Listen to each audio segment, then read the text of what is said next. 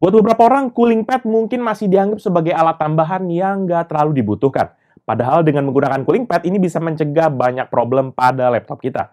Salah satunya, fungsi dari cooling pad adalah sebagai pendingin buat meredakan suhu panas pada laptop, terutama laptop dengan performa yang tinggi. Nah, oleh karena itu, di review kali ini Pichar mau bahas nih, sebuah cooling pad dari brand NYK yang punya keunggulan serta harga yang reasonable untuk dijadikan tambahan buat laptop kita, apalagi laptop gaming, ataupun bisa juga buat laptop harian. Apakah cooling pad ini mampu meningkatkan kinerja, atau malahan sama aja? Kita akan coba lihat sama-sama ya. Seperti apa detailnya? Let's check it out!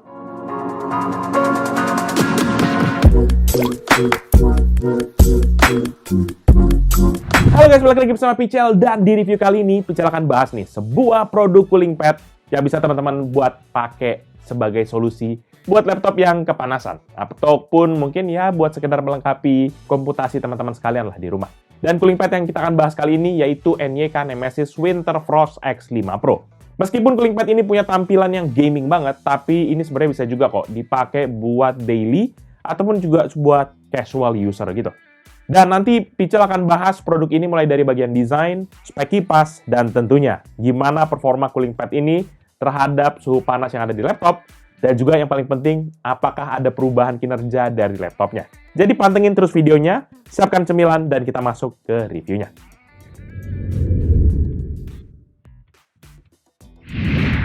Pada bagian desain, cooling pad ini hadir dengan bentuk persegi panjang dengan warna hitam dan juga abu-abu di sisi bodinya. Secara tampilan, produk ini memang terlihat minimalis dan juga dipermanis dengan lekukan pada sudut bodi untuk menampilkan image gaming dari produk ini.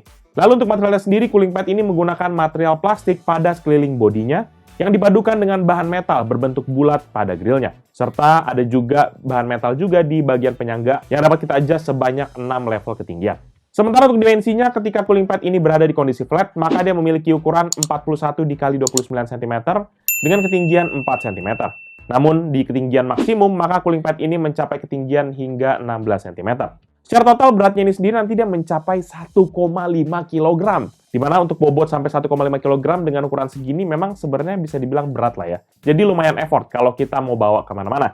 Sehingga menurut Pichel, ini banyak cuma diem di meja doang sih. Terlepas dari itu, memang secara keseluruhan sih tampilan cooling pad ini udah oke lah buat dijadiin, apalagi buat tandem laptop gaming kita. Dimana dilihat dari bagian depan terdapat nanti logo NYK di bagian atas dengan lubang udara berbentuk segi 6 ataupun motif kayak sarang lebah gitu.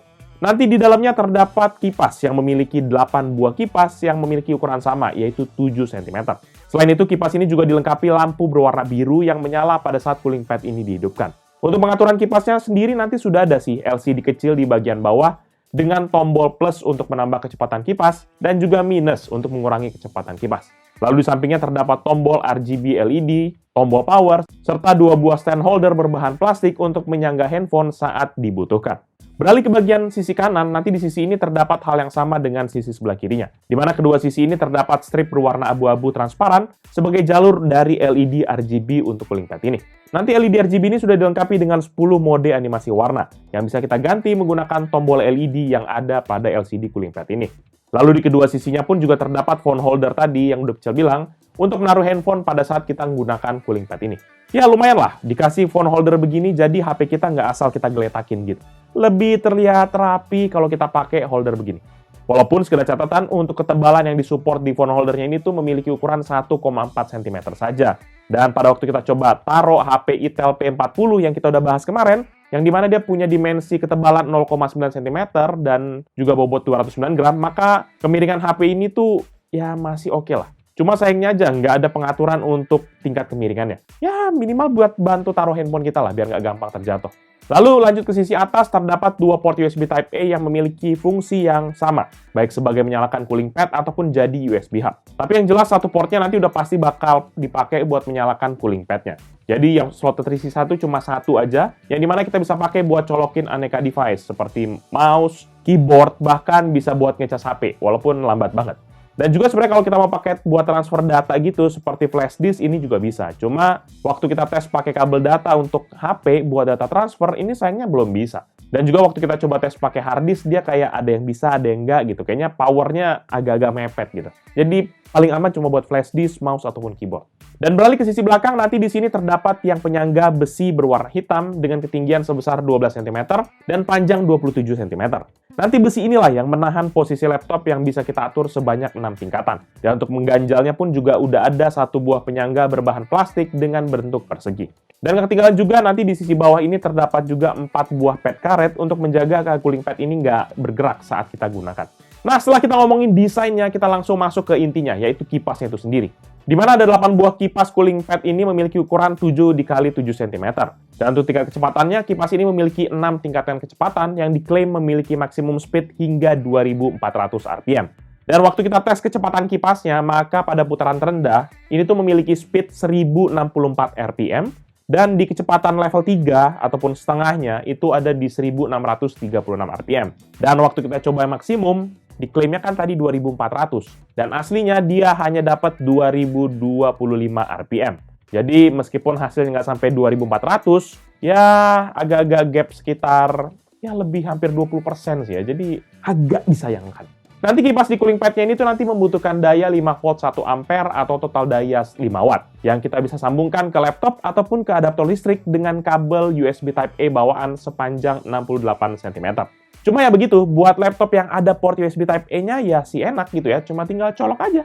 Nah, apa kabar kalau kita pakai Mac ataupun laptop yang udah tipis gitu ya, yang nggak ada USB Type-A-nya, cuma ada USB Type-C. Ya mau nggak mau kita harus cari konverter sendiri atau ya kayak tadi, kita colokin kepada adaptor listrik ataupun power bank. Udah cooling pad-nya 1,5 kilo, power bank juga harus disiapin, ekstra repot.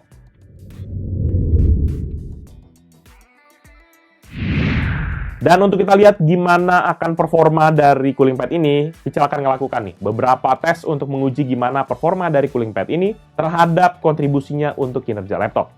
Dalam tes ini nanti juga Pichel akan lakukan di ruangan AC dengan suhu 22 derajat Celcius dan menggunakan 3 skenario, di mana yang pertama kondisi laptop tanpa menggunakan cooling pad, kedua menggunakan cooling pad dengan kondisi flat, dan yang terakhir Pichel coba tes saat cooling pad-nya ini di-adjust paling maksimum, serta kecepatan kipasnya di settingan maksimal.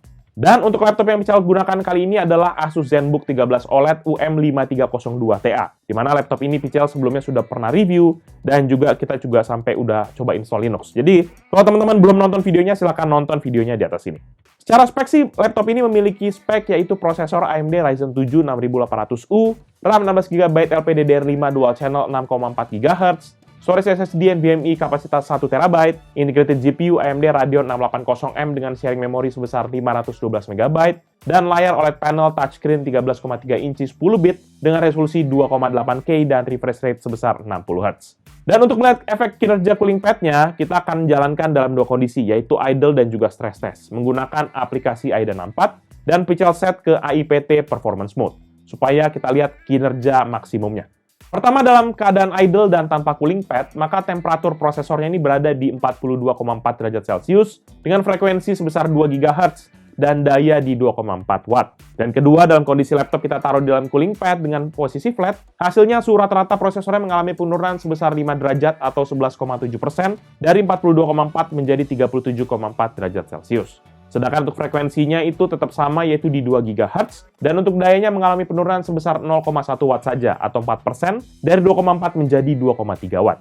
Dan di kondisi ketiga, pada saat kondisi idle dan posisi ketinggian maksimum, maka hasilnya itu suhu prosesornya kembali mengalami penurunan sebesar 7,8 derajat Celcius, atau 18,3% dari suhu sebelumnya, yaitu 42,4 derajat Celcius, menjadi 34,6 derajat Celcius. Sedangkan untuk frekuensi yang dihasilkan prosesornya nggak mengalami perubahan, tetap stuck aja di 2 GHz. Dan untuk rata-rata daya prosesornya mengalami penurunan lagi sebesar 0,2 watt atau 8,3% dari 2,4 menjadi 2,2 watt. Kemudian Pichel jalankan stress test menggunakan aplikasi AIDA 64 dan juga masih sama dengan AIPT Performance Mode. Dan pertama, dalam keadaan stress test tanpa cooling pad, maka temperatur prosesornya berada di rata-rata 79,1 derajat Celcius dengan frekuensi 2,7 GHz dan daya sebesar 17 watt. Dan kedua, dalam kondisi stress test dan juga cooling pad di posisi normal ataupun flat, maka suhu prosesornya mengalami penurunan sebesar 17,3 derajat Celcius atau 21,8, di mana ini dari 79,1 menjadi 61,8 derajat Celcius. Sedangkan frekuensinya yang dihasilkan mengalami penurunan juga sebesar 0,4 GHz atau 14,8% dari 2,7 menjadi 2,3 GHz. Rata-rata daya prosesornya juga mengalami penurunan juga sebesar 3,5 Watt atau 20,5% dari 17 Watt menjadi 13,5 Watt. Di sini agak menarik karena suhu yang turun nggak serta-merta dikontribusi dari cooling pad aja, tapi oleh karena laptopnya juga sudah langsung mengalami throttling. Jadi kita nggak bisa langsung ambil bulat-bulat 17,3 derajat itu oleh karena dari cooling padnya sendiri. Dan lanjut di skenario ketiga, pada saat cooling padnya Pichel ubah di posisi ketinggian maksimum, maka suhu prosesornya turun 17,2 derajat Celcius atau turun 21,7% dari suhu sebelumnya, yaitu 79,1 menjadi 61,9 derajat Celcius. Sedangkan frekuensi yang dihasilkan juga mengalami penurunan dari prosesornya, yaitu 0,3 GHz atau 11,1% dari 2,7 menjadi 2,4 GHz. Dan juga untuk rata-rata dayanya juga turun lagi nih, dari 17 Watt menjadi 14,2 Watt. Nah, kalau dilihat dari hasil pengetesan barusan, memang tidak terlalu signifikan pengaruhnya pada saat idle. Paling perubahan yang terjadi di idle tuh hanya pada saat suhu dan juga dayanya aja. Itu pun perubahannya yang terjadi hanya tipis-tipis aja. Nggak ada impact yang signifikan untuk laptopnya. Dan pada saat di stress test, memang terjadi perubahan yang signifikan. Dapat dilihat bahwa memang suhunya turun, tapi dayanya juga turun dan frekuensinya juga turun. Sehingga bisa dibilang bahwa nggak serta-merta nih, cooling pad-nya bisa membawa performa yang signifikan. Oleh karena itu, Pichel lanjut lagi. Penasaran, kita coba pengaruh cooling pad-nya kepada laptop ini pada saat kita uji menggunakan aplikasi benchmark. Hal ini untuk melihat apakah memang ada kenaikan performa secara kuantitatif, dan juga pengetesan ini kita pakai pengetesan aplikasi standar lah. Seperti Cinebench R20 kita lakukan sebanyak 3 kali, Render Blender BMW sebanyak 3 kali, PCMark 10, dan juga 3D Mark. Dan tes pertama kita menggunakan Cinebench R20. Pertama dalam kondisi tanpa cooling pad, hasilnya dalam 3 kali pengujian, laptop ini memberikan skor rata-rata 3.479 poin. Kedua, dengan kondisi cooling pad di posisi flat, maka dalam 3 kali pengujian skor rata-ratanya naik ke 3.913 atau improve sebesar 434 poin atau naik 8%. Ketiga, dengan cooling pad posisi ngangkat maksimum, maka hasilnya dalam 3 kali pengujian, laptop ini memberikan skor rata-rata 3.982 atau improve 503 poin ataupun naik 9,4%. Berikutnya untuk tes di kedua, yaitu tes 3D rendering di BMW Blender. Maka untuk GPU test tanpa cooling pad dan dalam 3 kali pengujian, laptop ini dapat menyelesaikan satu frame dalam waktu rata-rata 6 menit 16 detik. Kedua, dengan cooling pad di posisi flat, maka dalam 3 kali pengujian, laptop ini menyelesaikan satu frame dalam waktu rata-rata 5 menit 59 detik, atau lebih cepat 17 detik atau sekitar 4,5%. Ketiga, dengan cooling pad di posisi ngangkat maksimal, maka dalam 3 kali pengujian, laptop ini menyelesaikan satu frame dalam waktu rata-rata 5 menit 35 detik, atau lebih cepat 41 detik dengan perubahan 11%. Dan di aplikasi ketiga, kita tes lagi di PCMark 10, di mana saat tanpa cooling pad, hasil yang didapat adalah 10.141 untuk esensial, 9.129 untuk productivity, dan 6.879 untuk digital content creation. Sehingga secara rata-rata skor yang didapat adalah 6.174 poin. Skenario kedua, saat kita menggunakan cooling pad di posisi flat, maka hasilnya adalah 10.183 poin untuk esensial, atau naik 42 poin atau 0,4%, 9.038 untuk productivity atau turun 91 poin atau 1%, dan 7.001 untuk digital content creation dengan kenaikan sebanyak 122 poin atau 1,7%. Dan secara rata-rata skornya menjadi 6.192 atau naik 18 poin atau cuma 0,2% aja. Selanjutnya, skenario ketiga, ketika kita posisi ngangkat maksimal, maka hasilnya adalah 10.073 poin untuk esensial atau turun sebanyak 68 poin. Lalu untuk productivity 9.564 sehingga naik 435 poin atau 4,5%. Dan untuk digital content creation yaitu 7.004 poin dengan kenaikan sebesar 125 poin atau naik 1,8%. Sehingga secara rata-rata skornya menjadi 6.281 atau naik 107 poin atau 1,7%. Dan yang terakhir, kita coba juga dengan tes yang berhubungan dengan grafis, yaitu menggunakan 3D Mark TimeSpy. Mulai dari skenario pertama, yaitu tanpa cooling pad, maka hasilnya adalah 1.866 untuk grafik dan 5.812 untuk CPU score. Sehingga total skornya adalah 2.098 poin.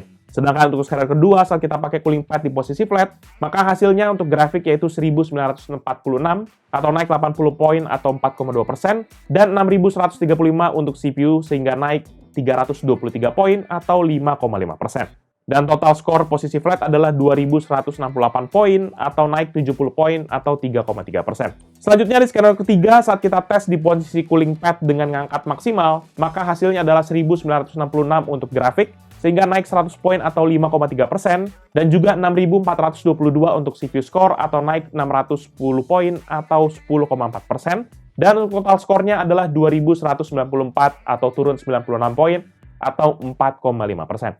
Dan nggak sampai di situ aja, karena kita juga tes gimana temperatur pada permukaan bodi laptopnya, karena bisa jadi ini yang paling berdampak sih.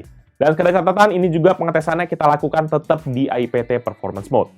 Dan pada pengetesan pertama, tanpa cooling pad, maka hasilnya rata-ratanya tuh di 31,5 derajat, dengan titik terpanas 35,7 dan titik terendah di 29 derajat Celcius. Dan di pengetesan kedua, di cooling pad mode flat, maka hasil average-nya turun 2,2 derajat Celcius menjadi 29,3 derajat Celcius, dan titik terpanasnya terjadi penurunan sebanyak 2 derajat juga dari 35,7 menjadi 33,7 derajat Celcius. Sementara titik terendahnya mengalami penurunan sebanyak 2,7 derajat Celcius dari 29 derajat menjadi 26,3 derajat Celcius. Terakhir untuk posisi cooling pad ngangkat maksimal, maka hasilnya average-nya turun 2,5 derajat Celcius dari 31,5 derajat menjadi 29 derajat Celcius. Sementara titik terpanasnya mengalami penurunan sebanyak 3,7 derajat dari 35,7 menjadi 32 derajat Celcius.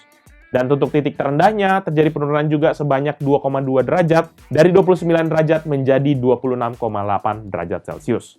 Kalau kita lihat dari hasil tes beberapa aplikasi benchmark barusan, memang terjadi peningkatan performa saat laptopnya menggunakan cooling pad. Cuma masalahnya, angka kenaikannya itu nggak signifikan dan masih dalam rentang wajar, yaitu plus dan minus 5%. Yang memang berasa sih adalah di bodi laptopnya, di mana ada perubahan sekitar 2-3 derajat. Di mana ini cukup signifikan lah sebenarnya kalau untuk urusan bodi. Walaupun begitu, memang terlepas signifikan atau enggak, paling enggak dengan adanya cooling pad ini membantu suhu laptop di bodi ini tuh nggak terlalu panas lah, hingga nggak menyentuh 40 derajat. Jadi kalau pakai laptop ini berlama-lama atau kita mau ya minimal geber-geber performa laptopnya, maka cooling pad ini sedikit banyak agak ada bantuannya lah.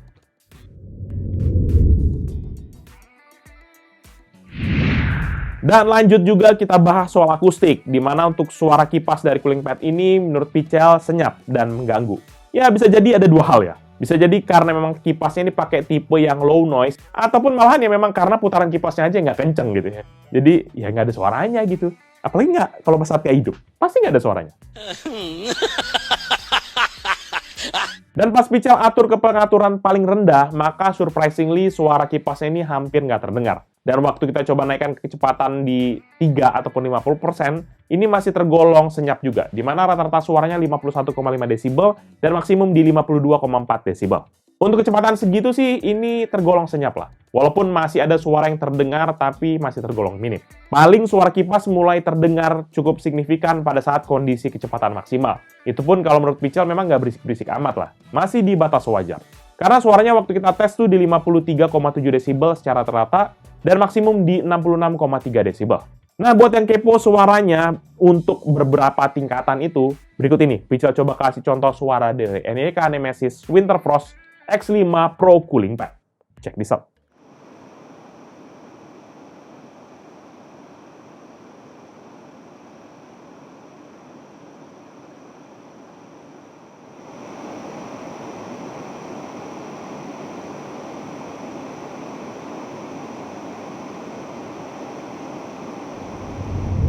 Overall, menurut pribadi Pichel, NYK Nemesis Winterfrost X5 Pro adalah cooling pad yang bisa teman-teman jadikan sebuah pendingin laptop buat laptop harian ataupun juga buat laptop gaming.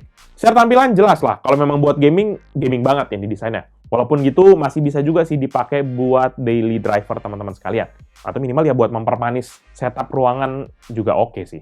Dan untuk secara performa sendiri sih memang bisa dibilang agak, ya gimana lah, kayak antara ada dan tiada lah. Karena memang bisa meningkatkan secara temperatur bodi suhu, tapi secara performa nggak terlalu signifikan sih. Jadi mau nggak mau secara performa kipas ini nggak terlalu bisa diandalkan buat internalnya, walaupun secara eksternal masih bisa.